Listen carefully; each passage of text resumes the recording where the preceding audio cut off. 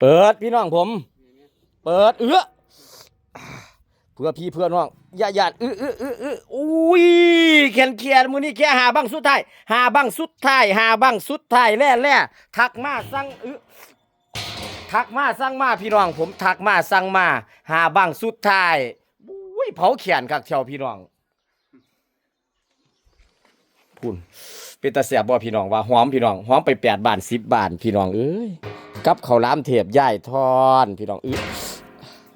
นี่ละพี่กัดถังก็ได้ถามหาตาถังเนาะพี่กัดถังสั่งเอาเด้ออันนี้เด้อันนี้ปอมังหันบ่โอ้ยหอนอยู่พี่น้องหอมบ้ามีบอกเลยว่าหอมข้าวหลามเทพย่ายทอน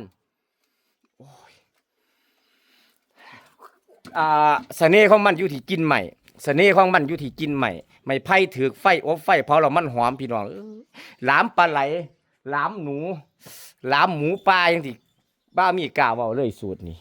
จวดทักมาสั่งมา